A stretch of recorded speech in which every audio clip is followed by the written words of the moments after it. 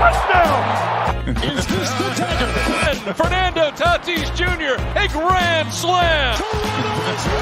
I want Iguodala. It's funny to hear a female talk about routes. Like, Pull up your hands, take off the bra, and be a man. Welcome to From the Backseat, hosted by Clark and Ethan. it's funny. You're muted. Oh, There you hello go. and welcome There it to is. From the Backseat. My name is Ethan, and I'm glad to have you guys back. We just finished week 1 of the NFL season, and I'm excited to talk about it. So I'm here with my co-host. How's it going, guys? Clark here back again. Terrible first week. Again, 2 years running for my Cincinnati Bengals in week 1, but nothing new. This is par for the course. Can't wait to get all the good details in with everyone. Really break down the nitty gritty. Yeah, so let's just hop right into it. Just skip all of the other nonsense. Yeah. Because NFL week 1 started off with a lot of people considered an upset, and a lot of people are putting an asterisk on the game if you ask the reporters. Crazy. And that is the Kansas City Chiefs losing at home to the Detroit Lions. So, Clark, what was your original reaction to that loss for the Chiefs? I mean, Or win by the Lions, whatever you think is the bigger so I think storyline. first off, I'll give, unlike anyone else in the media spotlight world, I will give the Lions their due credit. They had to go into Arrowhead, never easy, as anyone knows. They played an aggressive game plan. That fake punt was electric from Dan Campbell. I think their defense played really well. I think Goff continues to show that there's no real reason for the Lions to move off of him at the moment. Their two-headed running back system of David Montgomery and Jahmyr Gibbs looks awesome. Amon-Ra St. Brown at this point after 1 week definitely looks like a top 10 wide receiver in the NFL. I think there's a lot to be excited about if you're a Lions fan. For Kansas City, I really don't think it matters that much. I mean, yeah, it sucks, but ultimately Cincinnati lost, Buffalo lost. The teams that you think are going to be competing for your number 1 seed, okay, Jacksonville won, but everyone thought they would. It's not that big of a hindrance. Again, for Kansas City, I thought it was a crazy narrative going into the game that, like, oh, if Patrick Mahomes pulled this off, that it would just be adding to his greatness legacy, as if a quarterback has never missed their best player, or it was going to be some impossible feat for the Chiefs, who were, by the way, pre-game, still 5-point favorites going into that game, to somehow pull out a victory. So, Yeah, I completely agree with you on pretty much all takes. Like, big win for the Lions. I mean, my biggest thing is, so I was impressed with the Lions offense in spurts. yeah, It honestly should have been a lot better if you had Mhm. watched the flow of the game. I mean, Kansas City wasn't doing anything that Nope. interesting on defense. No. They just kind of stalled over and over again, and they had a couple really good drives here and there where you saw how good this offense has the potential to be. yeah. So that's what you're excited about, but the consistency was just not there. And then from the Kansas City side, Kadarius Toney might be the worst player in the league. Yeah, I think it was also very interesting and a bold decision by Kadarius Toney to, after playing terribly, decide to go back and chirp the Giants on that game. Just seems like maybe something you should just both let be for the week because of how it went. But for some reason, Kadarius decided to just go after that again. I probably would have held off after what was one of the worst primetime non-quarterback performances I've ever seen in my life. Yeah, he might be quite literally the worst player in the week. I mean, no, he was definitely the worst player of the week, but might be one of the worst players in the NFL right now because I I it's mean, just bad. he had 1 reception for 1 yard on 5 targets, and he accounted for basically 10 points to the Lions. Well, my question is with Kansas City, and it's sort of spectacular, is that they have Kelsey, but I always just think outside of it, like Martez Valdez-Scantling's okay. Like Kadarius Toney isn't good. Mecole Hardman, when he was there, wasn't really like great. He was just existent. That kid Rice they have at SMU seems nice. Justin Ross was, according to Chiefs fans, the greatest thing to ever happen. Yeah. Saw like 3 snaps. So I just think it's peculiar, especially in an Andy Reid offense, that they don't really have a developed wide receiver option outside of Travis Kelce. Like, I think it is sort of, I mean, everyone knew Kelce was that important. I don't think there's any question about that. He's the Robin to the Batman. But it is crazy how weird the offense feels without him out there. Well, how about this? I actually, that wasn't my takeaway from the game. My biggest takeaway is I think Juju is a lot better than people are giving him credit for. Because, I mean, Juju at least, I mean, he was like 1,000-yard receiver last year in an offense that just needed a possession receiver, and he did it. And he played his role well. He helped Kansas City win games. And when you watch the Chiefs today, they have no talent at the wide receiver position. Well, I think it's more of just I think that is true. I think Juju does deserve credit, but I think it's also just a testament to Mahomes too, and that if you just give him a decent receiver, he's good enough to make him also look great. Yeah, I mean, I agree with that, but now we're seeing him with bad receivers, and he's not helping them. Well, I I mean, mean, again, it's week one. It'll be interesting to see how it moves forward. I don't know. Maybe they do get Justin Ronalds more involved. Maybe they do go ahead and decide to let Rice have it a little bit more. Kelsey will be back, presumably, which is weird because I feel like I was always weirded out by the prognosis because it reports like, oh, he'll either miss like 7 weeks or he's back or the next whole week. season. And so I'm Yeah. like, how do you draw those two parallels? It's either half the season or it's 1 week. How is that possible? Yeah, I have no idea. The whole Travis Kelsey thing is strange, and now he's Well, dating. well, now is real question though: is Travis Kelsey new Riz King as he could be with Taylor Swift?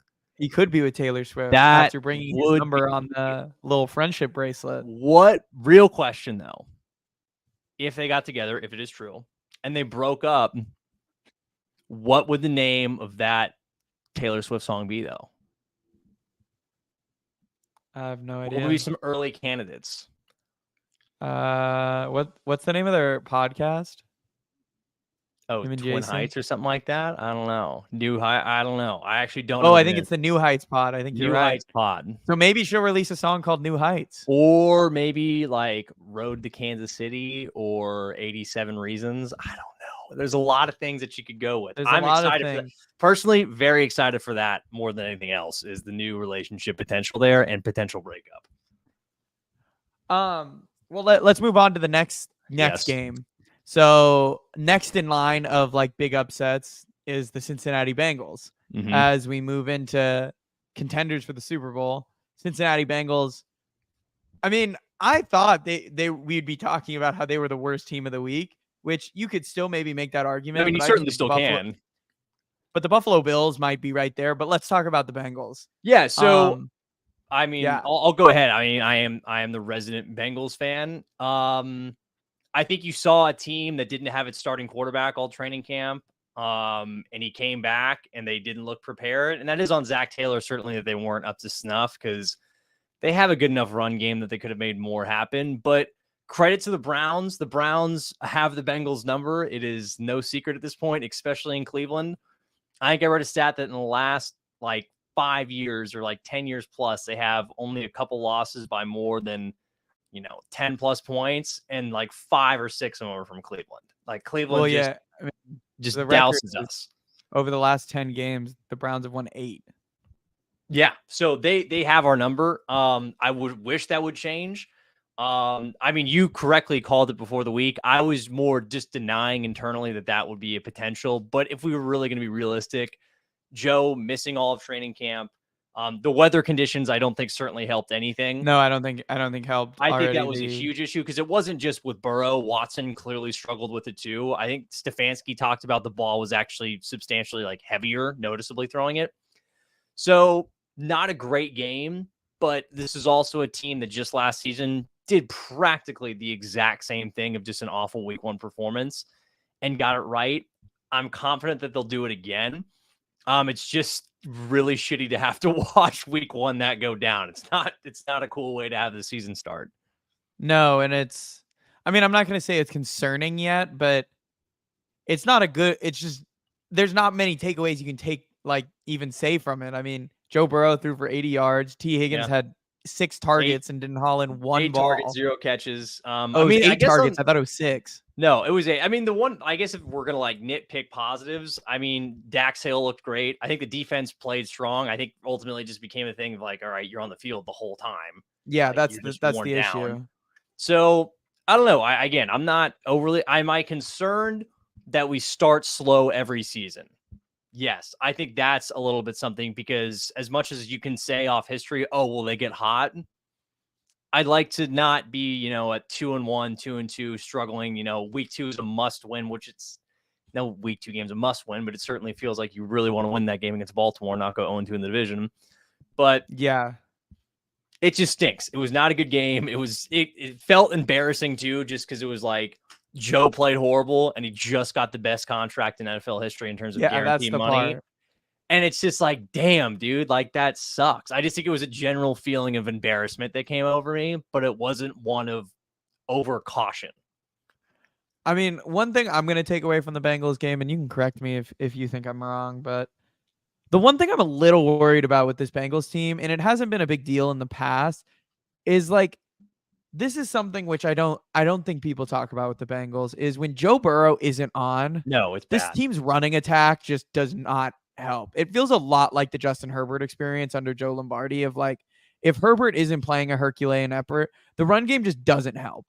Well, see, that was something that confused me about the game plan against Cleveland too. Is that Mixon averaged like 5.4 yards per carry, but we just didn't go back to it at any point. They could run the football if they wanted to, but to your point overall, that is a fair thing. When Burrow is not good or perfect, the team offensively is very often like, all right, we'll run the ball super effectively for this game. We'll find some other way to manage. That is a fair concern that when Burrow is not playing good to great, not a lot of times does the running game come and pick him up. Not a lot of times does some other factor come and pick him up. Like, I honestly feel like anytime the run game is good, it's when the passing, honestly, it's just because the passing game is being lethal at the moment. Yeah. So, like, they're running the ball and getting chunk yardage. But when the passing game isn't working, the running game does not help pick up the slack. See, the only time, like the running game, I will give the running game this. It's been effective in years past in closing out games. Like, that's where I've noticed it come up. They can close out a game. But I also feel like there's a lot of times where it's the first 3 quarters, it's like, man, I feel great if we had a 6-yard run, that we don't have a lot of big pop. But again, I think Mixon actually ran the ball okay. I didn't have a huge problem with that. But yes, I agree to your point. When Burrow at this point in his career is not on his A game, Superman, playing great, playing good, the scheme certainly looks a little bit questionable. Also, speaking of the Bengals, before we move on, there's one thing I want to point out is a lot of people are dramatic about this T. Higgins situation, which understandably, I mean, I get why Bengals fans are all stressed out that he's not re-signed. I get why other teams want him. But can people just acknowledge that he's going to get franchise tagged after the year? There's no question. I don't get why everyone thinks he's going to be a free agent. Like, no, he's not. He's I mean, definitely getting franchise tagged.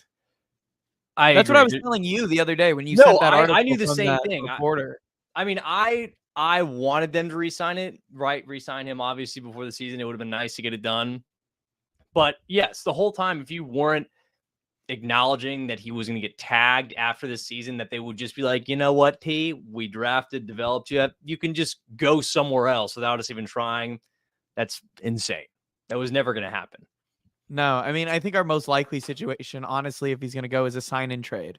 I think they might tag him and then trade him after the tag.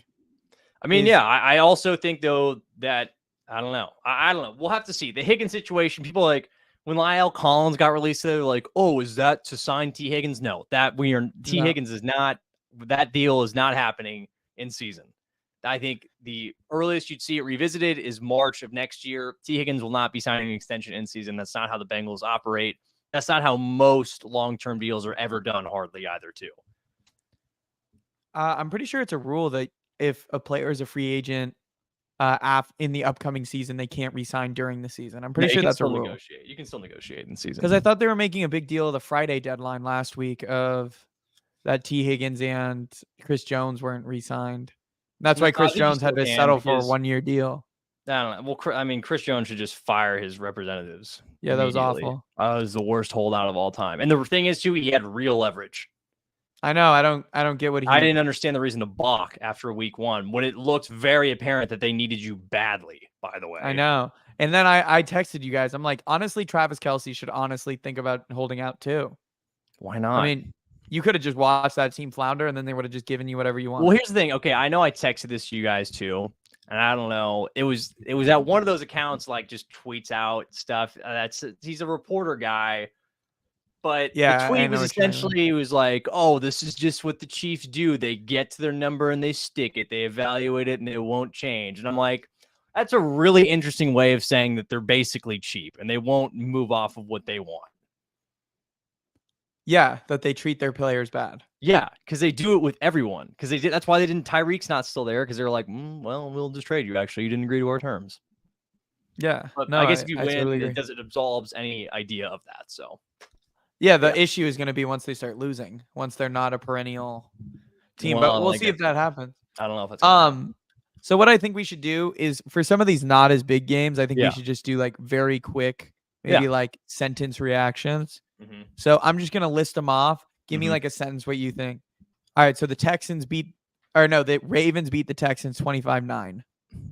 All right. Headline for that one: injuries again? ? Ravens feel terrible for you. You guys, Linderbaum, Staley, obviously J.K. Dobbins. It seems like you guys can't not have massive injuries pile up. It's sad. Buccaneers beat the Minnesota Vikings 2017. Where's Justin Jefferson playing next year? That's my takeaway. He looks very upset because it's the same shit every time. Next up, Falcons beat the Panthers 24-10. Classic NFC South snoozer. I didn't even really recognize that game was going on. Bryce Young, he got picked off twice, but I don't think it's a big of a deal. He showed some stripes, but I think it's just more like, okay, that game was occurring. Commanders beat the Cardinals 2016. Sam Howell season ? That's a pretty big win. Although he almost died like the third play of the game. Like Kaiser White. Yes, that he almost died. But again, I'm intrigued by Sam Howell. Good for the the Commanders. Got it, getting that win. Jacksonville beats the Colts 31-21. Richardson equals Josh Allen 2.0 ? I really liked what I saw to Anthony Richardson. I mean, the problem is though, that's the only thing. He clearly hates throwing to the left side of the field. He only threw the ball to the right side of the field all day, but he looked great. I liked him. Hey, I mean, Jalen Hurts did that his entire rookie year. I agree. Look where he is now. You can do it. Just got to develop. You just got to develop. 49ers beat the Steelers 37. Still off that Purdy 30, man. No, they are legit over in San Francisco. Yeah, once we get to one game, I have a statement to make. Mm-hmm. Saints beat the Titans 16-15. Derek Carr is not an upgrade. Derek Carr is who we thought he was, and that is not a good quarterback. Yeah. Raiders beat the Broncos 17-16. Jimmy G keeps winning, man. That's all he knows how to do. And it's also ironic. Sean Payton runs his mouth all offseason about fucking coaching, and then he loses week 1 at home to the Raiders. Also, a team not a that's good top team. 5 pick. Yeah. Yeah. So dumbass. Eagles beat the Patriots 25-20. Kind of weird game. Eagles, I thought they were Yeah. going to blow them out, and they just started playing really bad and frankly put themselves in a position to lose. Kind of glossed over, I feel like, because they ended up winning, but an ugly game in some ways for Philly. Rams beat the Seahawks 30-13.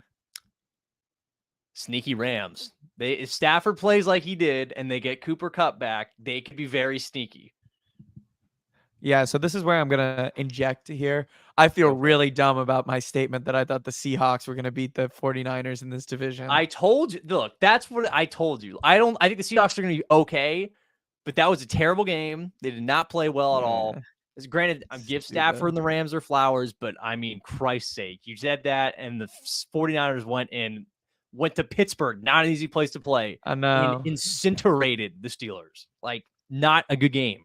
Terrible. Not a good game. So I'm going to skip a game because we'll come back to it before Monday night. Packers beat the Bears 38-20.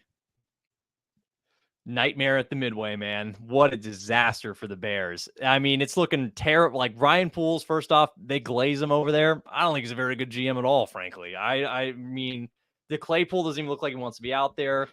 I might be wrong about Justin Fields. Justin Fields might actually suck. And what's even worse is that Jordan Love looks really pretty damn good over there on the other side of the football. What a nightmare it would be for Chicago if Jordan Love just developed into something great. I mean, remember, all offseason, I was saying everyone hold their horses on Justin Fields. Like, yes, he showed a lot of things that were good. But the thing is, everyone was making excuses like, oh, he couldn't throw the ball because he had no one. Now he's stacked. He has zero excuses to throw this ball. I mean, the offensive line still isn't great, but yeah, he has not. These, that I'm defense not is making these. I mean, this is year 3. Year 3 as a quarterback, you have to make a significant jump if you want that extension come that time. All right. Big one. Cowboys dismantle the Giants 40-0. This is okay. So this is interesting. This is an interesting game for me. Because obviously for the Giants, complete and total embarrassment. Get that out of the way. Complete and total embarrassment. Don't even talk about it. They're like, what a joke. However, Dak, I was unimpressed with again. Not impressed with Dak. I know it was wet conditions and they really didn't have to do much.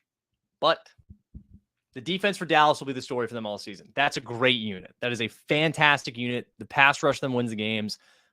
I know it's week 1, but I was like, all right, I thought Dak would kind of be able to sit back there and really have a game. And he just kind of didn't do much, but he wasn't asked to do much. So he wasn't asked. I mean, when you're up 40-0 for almost the entirety of the game, I think it's more of a story what it's just an embarrassment for the Giants. That was awful. I think it is too. I mean, Daniel Jones fumbled the football, like 4 times or something? I mean, just an embarrassment number of times. I know they fumbled 5 times. I just don't remember how many came out of Daniel Jones' hands. Too many. All right, let's go to my team.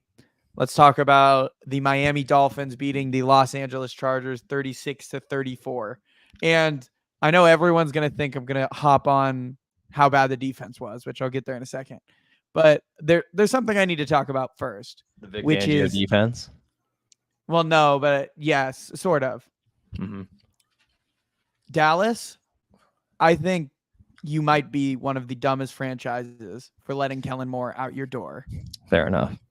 Kellen Moore took up one of the worst rushing attacks in the NFL last year and maybe turned it into one of the top. I mean, they are the top right now with 636 yards in or 236 yards in their first week. Mm-hmm. They were averaging 6 yards on the ground from Austin Eckler and Josh Kelly, who most of the NFL probably couldn't even name if you were to ask them. Well, Eckler, could be Josh Kelly, no. I mean, Eckler you could, but no one would have been.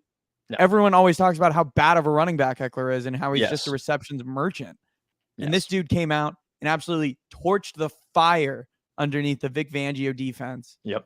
In week 1 against a unit that was top 10 last year against the run. Yep. So I think that's the biggest thing. And people are going to point to, well, Justin Herbert had a mediocre game. You don't have to have a good game when you're running the ball at a 200-yard clip. Yep. You shouldn't be throwing the ball. No. If you're getting 6 yards a carry, that's how you control games, especially when your defense is playing as bad as Brandon Staley is coaching. Absolutely. So that's what I want to start off with. Kellen Moore might save the Chargers franchise off the back of whatever Brandon Staley is cooking up on the other side. But let's talk about that idiot.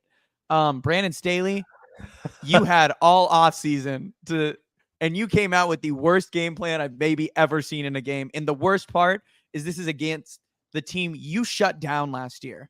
No one else in the league could shut down, and you did it. And then you came out, and instead of playing what you did last year, which is you played man coverage on 5% of snaps, you came out and played it on 82. And you know who you had out there? The dude who just tore his patella tendon one-on-one against Tyreek Hill. You also had Denzel Perriman covering Tyreek Hill the first play of the game. Khalil Mack. Khalil Mack, sorry. Not Denzel Perriman, gosh, Khalil Mack, sorry. It's okay. I mean, the whole game was so frustrating. I mean, and this is the biggest thing. Everyone wants to blame J.C. Jackson, which I get it. He gave up the stupid penalty for 3 points, and then he didn't take the knee in the end zone. I get it. But look, when he got cooked by Tyreek Hill, it felt bad. But what is he supposed to do? He's running against the fastest player in the NFL in one-on-one press man coverage. I mean, sticking him in press man is like just basically saying, all right, we're giving up a touchdown. On a dude who just had a serious knee injury where he was supposed to be out a year and had an extended recovery. Like, it doesn't even make sense. What are you doing? And again, I agree. Your safeties aren't fast, so no one was stopping it. They just allowed the middle of the field to just be wide open the entire game, which is what Brandon Staley built his entire defense on stopping. I mean, I agree. It's really bad too because this game comes right on the heels. I mean, first off, highest paid, I believe, defense in the NFL. No, third highest paid. Highest. It's highest paid for their starters. It's third highest paid overall. Got it. Regardless, though, Staley, defensive head coach, apparently can't scheme for shit. Doesn't even know what he's doing out there right now. Gives up this much. And then the last time we saw the Chargers on the field, 27-0 at one point. And his defense shat the bed there, and they did it again. First week we see him back out there. It's a tough sled for Brandon right now. It's got to be a hot seat at some point. Not right away, but this is a trend that is very slowly developing, and it's a couple times now, and he's got to shake it, or else there's going to be a real quick. And the thing is, too, like you pointed out, you got a guy in the building already that can take the job right away. That's my thing. Is like Kellen Moore is an easy pick to make your head coach. Yeah. He has everything that you want. Honestly, he probably should have been hired as a head coach this season. Real reason too. I think the only reason he wasn't was because people like looked at Dallas and they thought Dak, the offense, and for some reason he wore the blame of that. When the truth of it is that he's such a big part of why Dak has been a very good quarterback, no matter what you want to think. Some people out there, that he's put up the numbers that he has is because of Kellen Moore's scheme. I think the other thing that people didn't acknowledge about Kellen Moore is how prolific he is with the running game. Yeah. I mean, the way he uses running scheme is just insane. I mean, look at what he turned the Chargers into in one game against a good defense. Continue, but yes, that's a huge leap forward. That's leaps and bounds ahead. So yeah, there's a lot here, but Brandon Staley, consider your seat as hot as it gets, because I don't know how long. I mean, fans aren't going to have a long, but at some point, the benefit factor that he's going to have is that the owner's an idiot. The owner's an idiot. So he'll have a short leash there. I mean, longer. I mean, we'll see how the rest of the season goes. I mean, this is such a disappointing way because they should have won that. I mean, when you score 34 points, you just feel like, and you run for 200 game, especially when you have a defensive-minded head coach. That's the crazy part. I mean, it really felt like it should have been a win. I will also say this. I don't think I've ever seen Herbert more frustrated at the end of a game than he was. Like, I was more yelling than I had seen him let out at the end of a game. He was clearly pissed, and rightfully so. Also, I am going to say that intentional grounding, why it sucked, it was totally the right call. I don't know what he was doing. I don't know what he was doing there either. And it was a great call by Vic Fangio at the end of the game to run 3 right side blitzes and just go after the right side and overload it. Herbert didn't see it. Herbert didn't read it. He was frustrated. I mean, basically the intentional grounding just derailed the entire thing. No, the intentional grounding killed it right there.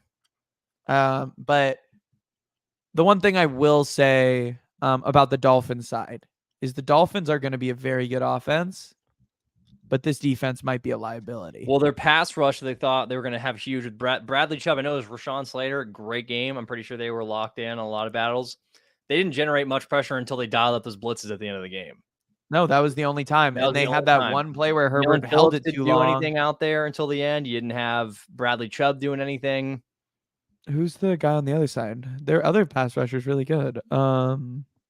Phillips? Jalen Phillips. Yeah, I said Jalen Phillips. Yeah, I know. I was just thinking through it because they have on both sides. I mean, even if you want to say Rashawn Slater is Rashawn Slater, but I mean, on Trey Pipkins is on the other side, and at some point they should have broken through, and they did. Yeah, I mean, the biggest thing is they just got that whole defensive line with Christian Wilkins just got manhandled in the run game. Yeah, it's just absolutely manhandled. So I mean, we'll see how it goes. I think Miami. I was also this is also one of the things I thought about just from my perspective of the Chargers defense. I was shocked that they didn't get more pressure on the quarterback considering the tackle play of the Dolphins. Agreed. And especially because who they have on the edges. Yes, just terrible tackles against Bosa and Matt. I'm about to say something really bold, and I've been thinking this for a while, and I'm pretty sure I said it earlier. I'm getting to the point where I think Joey Bosa might be one of the most overrated players in the league. I mean, what has he accomplished since his rookie year, if we're being honest?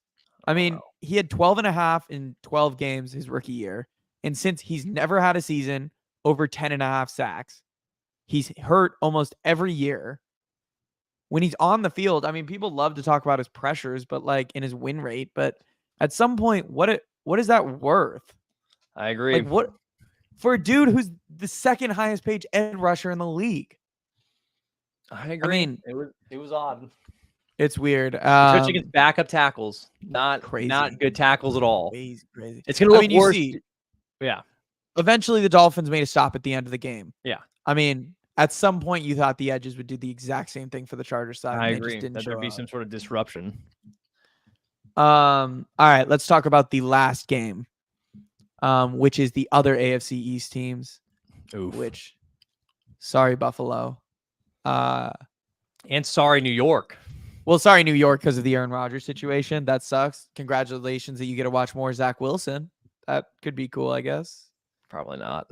Probably not. No, but the reason I want to talk about the Buffalo side is because as we've said, we can justify good things about all of these teams that lost. Mhm. With Buffalo, I really have no takeaway for you.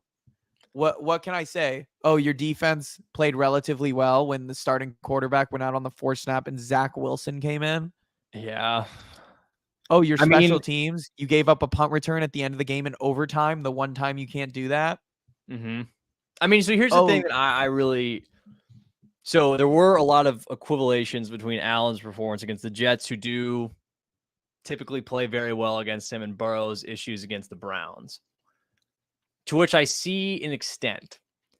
However, Josh Allen is addicted to turning the ball over, not just versus the Jets, versus everyone. I think he has 82 total turnovers. No, he's in his last 2 full seasons, he's averaged 2 turnovers a game. He's pretty much averaged 2 interceptions and a fumble every game, I think, if you do the math out. It's crazy. And it's crazy, too, because he'll make so many plays that you're like, holy crap, only Josh Allen or Patrick Mahomes can do that. But then he makes throws, and you're just like like the first one of the first quarter, no reason for that ball ever to be thrown. It's like, just run it. You had the room in front of you. Don't throw it into double coverage. Second one, same exact thing. It's like, just learn to take what's in front of you. The problem is, I don't know if he knows how to do that. We're in what, year 5 of Josh Allen? This is year 5. He's doing the same shit. I mean, I'm going to say it. I'm going to say it. Josh Allen might be mentally one of the dumbest quarterbacks in the league, because he also just risks his body for no apparent reason. Leap into the air when he was like 6 yards short of the first. I was like, even if you jump over him, you're not getting it. You know that, right? Yeah, you're not getting anywhere. Like, there were like 3 guys there. What was he doing? Then there was another part in overtime where he ran and then just took an unnecessary clock for no reason. I know. I don't know what he's like. He's the only quarterback who I get excited that he's looking downfield, but at the same time, I'm like, oh my God, what are you looking at? Like, there could be horrific, like, don't throw it there. And he's just like, well, I really want to. And he just throws it. And it ends up horribly. I mean, it's just like, I've never seen someone so talented at a time, so great, do the same routine thing where he's like, you know what? It's time to turn the ball over in the worst time. Well, so how about this? I see a lot of people make this comparison to Phillip Rivers, and I get it, but as somebody who watched Phillip Rivers for years, Phillip Rivers' turnovers were a lot different, because anytime he'd really turn over the ball, it was because he was always giving his receiver like a 50-50 ball, or giving his receiver a chance. Josh Allen just heaves the ball to heave the ball. Like, especially too, it's even worse like when you go back and watch some of them on film, and it's like, that was never there. There was never an opening for that ball to go there. He just decided, he's just like, yeah, it's time to get a long play. Well, the thing is too, like, that third one that he threw, that corner route was never open. They were sitting in zone. The corner was underneath. The safety was clearly waiting. Whitehead was clearly waiting for him to throw it again, and he threw it anyway. Well, the other thing is Gabe Davis ran maybe the most horrendous route I've ever seen on the. I mean, that was a terrible route. Gabe Davis. He just basically stared at it where he was going the entire time. Well, that's the thing with like Buffalo too. Like, I still like Buffalo as a team. I know I was on them preseason. I love Diggs still. I don't like the other weapons. I like Kincaid. Kincaid looked good, but like, I don't like Gabe Davis. I don't like Gabe Davis. I don't like who they have in the slot. And I'm sorry. I know people were trying to say James Cook had a good game. I do not like James Cook. I don't like James Cook either. He doesn't scare me. So this is Overreaction Monday. So I'm just going to throw out my take. I guess it's Tuesday now. Tuesday. I'm ready to say I think the Bills missed the playoffs. I don't know if I'm going to go that far. I'm or certainly they're not the giving it 7th up. seed. I think the Dolphins end up winning this division. I think that offense is too high powered. Mike McDaniels is too much of a genius. I don't think teams will, especially in the AFC East, will be able to keep up with the amount of points this team is going to put up. Here's a question though for you. Say Rodgers didn't get hurt last night. How ugly do you think it could have gotten? Oh, wouldn't have been pretty. I think we could have been looking at like a 40-10 game. Yeah, I think it would have been ugly. Well, because not only because the Jets could run the ball with so much ease. I know, and Breece also Hall, the other thing the Jets need to do. I don't know why they ever signed Dalvin Cook and why they decided to split carries because Breece Hall is so so much clearly the better player. But it's like you don't split carries with Breece Hall.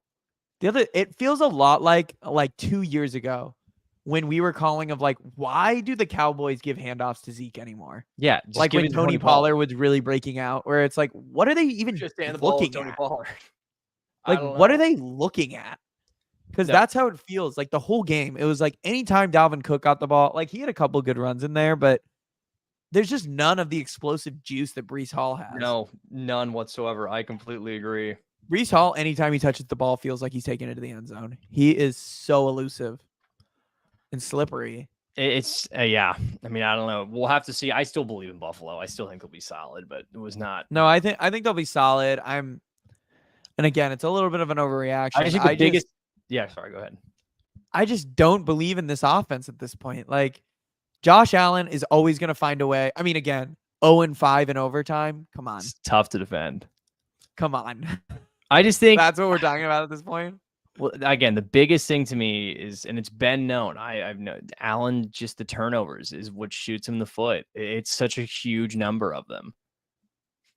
And it's almost at the most inopportune times. And he always does the stupidest stuff. I mean, again, in that Vikings-Bills game where he just fumbled it randomly, and then this one, he just fumbles a snap right at the end of the game on his own 25-yard line. Like, how are those the mental mistakes you're making? Maybe it's Haley Steinfeld, man. Maybe. New girl. Focus on the game. I don't know about the Bills. I really don't know about the Bills. I think this team is not headed in the right direction, and it's only get worse as the years go on. I think Bills fans need to start to embrace. In this defense, it's good, but like they can't rush the passer. Can't rush the passer. I mean, they can't stop the run. There's a lot they can't do. I do not think this team. I don't even think their secondary is that good. Sauce Gardner honestly got cooked the entire game, and the only reason we're not talking about it is because they handed him an offensive pass interference call. Yeah, I mean, that was a terrible call. It was. I mean, I understood why they called it. It's just, I mean, they do that every single play, so it's just so stupid to call it. I just thought it was a dumb time to call it in the point of the game that they were at. Yeah. I mean, I hate all the people that are like, oh, the game's rigged. Come on. It's not. It's just they're trying to keep the Jets in the game. No, really, we're trying to keep Zach Wilson in the game. Kind of doubt it. Yeah, I really doubt it. No one wanted to see that. Everyone, again, the NFL has been trying to pass as the Bills and the Chiefs is the next dynasty rivalry, and the problem is Josh Allen loves to just throw the ball to the other team. And honestly, randomly try to make highlight reels on like 2nd and 15 where he's ran 3 yards. It's tough. It's not great. It's tough. But before we go, let's talk about something other than the NFL, which is college football. And I feel like we got to talk about the biggest story, which is Colorado. So Colorado has honestly taken college football by storm, and have maybe become one of the most popular teams in the league behind Deion Sanders. Feels like every single week they are going to be much watch TV. I mean, all over the field, they are much watch TV, and it's only going to get fun because they're going to play Caleb. They're going to play Caleb Williams here at the end of the month. I mean, that's got to be like the circle game of the Cal. I mean, just think about people are so encapsulated by this Colorado team that they were the most viewed game against Nebraska, and that included a week where Texas and Alabama played that on a primetime hour. More people watched what was essentially a noon start of Nebraska and Colorado than Alabama and Texas. That's wild. That's the Deion Sanders effect. But it's not just some sort of, at least it doesn't appear at this point, some sort of shimmering gold in the pan. They have legit players everywhere at Colorado. And I think Deion's kind of refreshing. I know some people are bothered like by the cockiness or whatever what you want to call it, where they have like, L's on the chest or B's on the chest for leaders or ballers. I think it's maybe a little bit corny, but that's kind of fun. I think he buys into these kids and they buy into him. And at this point, it's a result-based business and they're killing it. Do I think they're going to have some sort of national championship run? I'm not quite sure to go that far by any means, but they're going to be really a lot of fun. And I think when you have a showdown between Shea Sanders and Caleb Williams here at the end of the month, awesome. Can't wait for that. And I think for this point, Sanders, you got to start thinking draft possibilities. Someone's going to have to take a look at this kid. It's because what surprised me most about him is that I'd watched some of him at Jackson State, but the decision-making is phenomenal. He's great in the pocket. There's not much to dislike about Colorado at this point. We haven't even talked about Travis Hunter. Travis Hunter is crazy. Travis Hunter is crazy. Because it's not just, I'm playing like a little bit on the other side of the ball. It's no, I'm shutting down the number one receiver at corner, and then I'm also going ahead and getting like 150 yards receiving on your team's best corner. That's absurd. No, he's insane. Travis Hunter is insane. He's sort of the Shohei of college football. A little bit, but the thing is, when he gets to the NFL, they're not going to play him on two sides. No, which is unfortunate. It's a lot like the most recent example I can think of is like Jabril Peppers when he was at Michigan. They had him at like safety and a little bit wide receiver and back. He's truthfully better at one than the other, but then he got to the NFL and like, okay, you're just a safety. And I think that's a reasonable thing to do because there's no way you can fully expect at the NFL level to be able to do that. Just your conditioning. You just can't play that many snaps. Yeah. That would be like you're playing 120 snaps every single week for a 17-game season. I agree. It's completely undoable. But he's super exciting right now. Well, it's also going to feel bad. Like you were at that TCU versus Colorado game and you're one of those people in the stands who are like, oh, it's so hot right now. I don't feel good. It's that bad. And Travis Hunter was out there taking basically 200 snaps. And he was like, oh, I could do more after the post game. He's like, yeah, I could have done more. No, Travis Hunter is insane. He's crazy.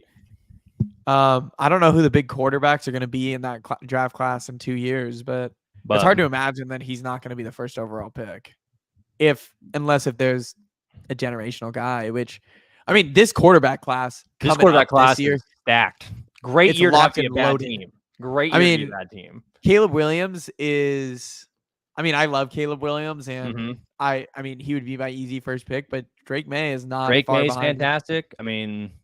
We got Sanders now, who's making a Heisman case, and I think he's going to find himself in the first. Somebody's going to take the risk on it. I even think at the end of like the back end of the first round, if you want, I still like Spencer Rattler. I think he's looked way better since he's gotten to South Carolina. There's guys around that you can take at any point. And we all know as this draft season continues, there's just going to be some random dude from random school that all of a sudden we can't get taken this year, I think, but like Riley Leonard from Duke, like dark horse Heisman guy this year, great game against Clemson. That's a guy in a year. The class this year, though, if you're a terrible team, if you're the Buccaneers, if you're the Cardinals, this is a great time. This is a great time. Probably find your guy. Everyone should honestly be tanking once they find out that you know what I'm really excited about that Raiders win? I hope they win enough of those meaningless games where they can't get a good enough position. One of these guys. Definitely. To not have that dude in a Raiders either of those guys, Drake May or Caleb Williams in a Raiders uniform is both those guys are going to be insane. Both those guys they're both going to be insane. Caleb is just incredible. No, everything Caleb Williams is definitely the most comparable and fair thing to call Patrick Mahomes his playmaking ability is just unlike anything I've seen on the college. I just like when he sometimes just gets bored in the pocket and just decides backpedal and then run a little bit and then just all right, I'm going to sidearm sling this thing from 30 yards out. It's just so simple to him. It's so easy. Everything is so easy. He's so relaxed. It's a little bit like Mahomes in that sense, but even Mahomes in college, he was slinging it all over the place, but it wasn't like this. Caleb Williams is playing Pac-12 teams every single week. It's not like he's at Texas Tech playing against no defense. Very true. Also another guy that could be looked at this year because he's just pulled off a big one himself, Quinn Ewers. That was a huge name. Now he's making kind of a name for himself there at Texas. And then Arch Manning is going to take over here next year. We'll see. Crazy.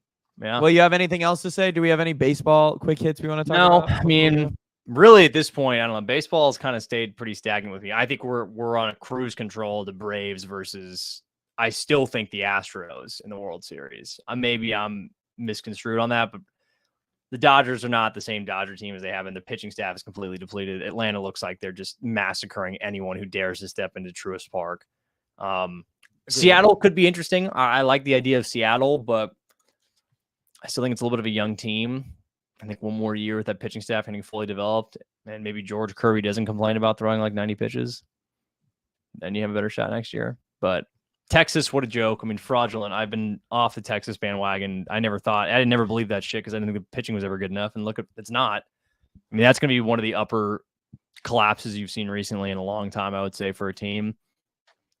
But yeah, I feel like I'm sticking with Atlanta and Houston. We'll revisit at one point my original preseason prediction, which is a disaster at this point, by the way. So who was the other team? Padres and who? I had Padres and Houston were my World Series, but some of the other playoff teams were just like not good. I mean, the Padres. I mean, we've talked extensively about that team. Yeah, there's no point to touch on it anymore. No, they're just such a disaster, and Yeah, they're so meaningless. It's sad. I mean, it's a sad state of affairs. All that I'm waiting for is that AJ Preller to get fired, but they're not going to fire him. I don't think they're going to do it. I think Seidler, he's someone who likes consistency, and if Seidler likes, they'll just be like, "Oh, he rebuilt the farm, so obviously he's a good GM," and I can't wait for him to trade him away all for some garbage.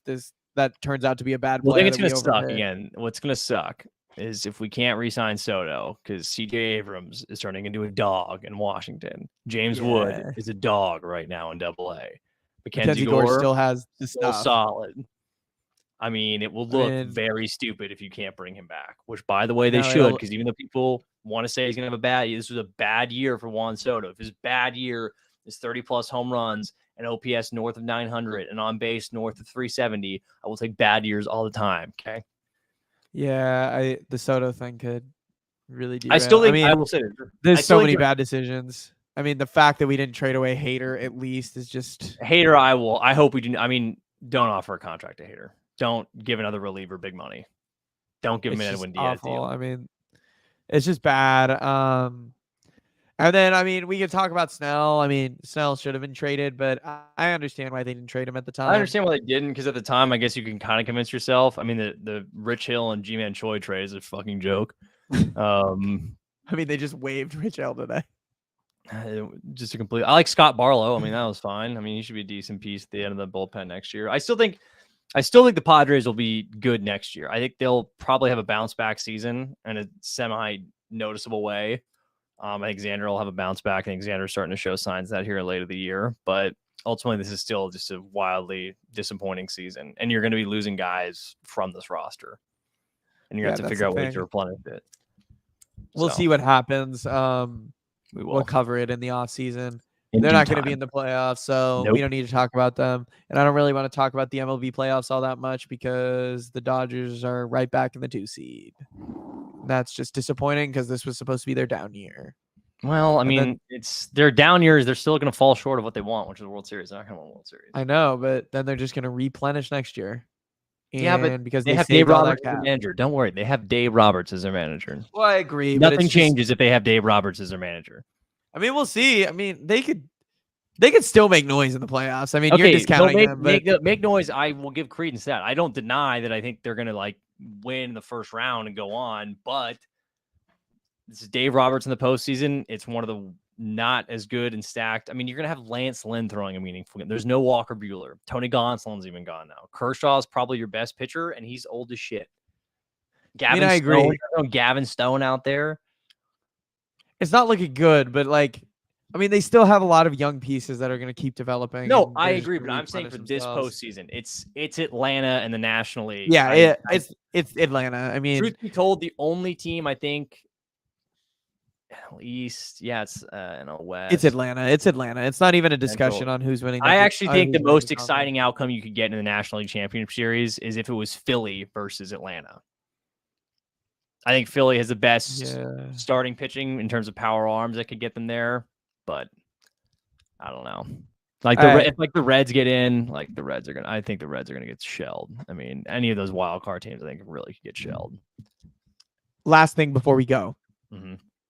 who's going to be the Jets starting quarterback? I think they're gonna roll Zach Wilson. If they don't, though, if they decide to add another option, I do think they will. I wasn't joking when I said this. I do think they would add Andy Dalton. I think Andy Dalton would make the most sense.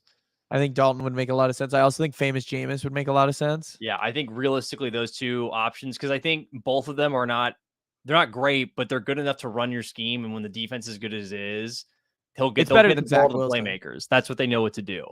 So It's better than Zach Wilson. I mean, again, I'm really on this bandwagon. I would love for Phillip Rivers to come back and play a season for the Jets. Content with his life at this point. No, there's no way he's ever going to do it, but I would love to see it. Especially not New York. I feel like New York City would not be. No. And I don't know if they're close enough to a championship where it's like if he could just game manage, they're gonna win. Yeah, I don't know. I think if it was an NFC team, like if the Jets were in the NFC, I think that would be a real conversation that they could get to a Super Bowl. The other guy that could be interesting. I think it would be a really bad idea would be Carson Wentz. Yeah, I mean, but I still think Dalton or Jameis Winston are your most likely options. Those are most likely. Did you see they reached out to Chase Daniel? Why would you ever? I was like, why the fuck would I do that? No, I would be so quick now. I'd be like, that's never happening. That would be crazy. I mean, realistically, like I always think, if I was an NFL guy and like I was at that age and someone called me, I'd be like, why in the world would I take this? Like, especially when you're a career backup. Like, what do you? They're like, yeah, come start for us. Like, you think I want to come back out there, get hit, embarrass myself, and like, no, I'm good, thank you though. The thing is, of getting these veterans in there, I'm just like, I don't know if these guys are really upgrades over Zach Wilson to a certain extent. I mean, I think Jameis and Dalton are. I think those are the only two. I mean, okay, look, can I just say this too? Like, the Kaepernick conversation is very silly. It's so anything silly. one-sided. I mean, he hasn't played in 7 years. I mean, did you see RG3 pitch himself on TV today? Like, guys, it's not because like his quote was, "Oh, well, it's not that we can't play the game anymore." Man, you can't play the game anymore. Actually, you would be really bad. Let's not sell this idea. Well, you can play the game, you just can't play football. Doesn't mean you can play. You can't play in the NFL. I can play the game, but it'll be a terrible game. It'll be the worst game you've ever watched. But I could do it. No, I'm not. Yes, you technically could do it. Like when Kaepernick's agent his agent reached out. Well, I mean, Jesus, I could reach out. I can reach out to the Jets too if I like, but it's been 7 years. He hasn't played in forever. Like, let's put it to bed. Like last time, perfect comparison. Someone tweeted, the last time Colin Kaepernick was on the field, Kevin Durant was a member of the Oklahoma City Thunder. That is crazy. Just to put things into context. That's crazy. Well, we can all just enjoy it when Tom Brady becomes the starting quarterback of the Jets. That's borderline illegal. I don't even think Jets fans would want that. Yes, they would. Why he would just go out there and suck too, I bet, which would be comical. I don't think he'd be that bad. What if he was just terrible? I mean, what if? All right. This has been From the Backseat. I hope you guys enjoyed it. I hope you have a great rest of your night. Make sure to follow us on all our social medias. I've been Ethan. I've been your host, and I've been joined by... How's it going again, guys? Clark here. It's been a great night. Hopefully week 2 is better for both of our teams. That was kind of a shitty week 1. Not fun. That was a bad week 1 at all, actually, if I'm going to be honest. No, it was very bad. Luckily, we play the Titans, so... Yeah, we play the Ravens, so it's not lucky. Little win. Yeah, little Titans win. Hopefully, I win pick'ems again. Won pick'ems week 1. That's big. I got 10 out of 16. I didn't think that'd be enough to win, but I was hyped because I ended up pulling out that Jets one. I was one of 2 people to pick the Jets over Buff. Which is crazy because I thought more people would have picked that because of the Aaron Rodgers thing. Only 2 out of the 12. That's kind of wild. That is wild. Everyone picked the Bills. Obviously, they don't know ball like me. No, clearly not. I also picked the Cleveland over Cincinnati, so I get a little bit of little bit of credit. Don't gloat about it too much, okay? No, I'm not gonna gloat. It was just one of those games where I'm like, man, like if there's an underdog I can pick here, this feels like the one. I mean, a 2-point home dog. I mean, again, I don't bet on my own teams, but that would have definitely been a game I would have taken Cleveland as a 2-point home dog. And it was free money, handout. Yeah. Yeah, this has been From the Backseat. I hope you guys have a great rest of your night. Yeah, have a good one, folks.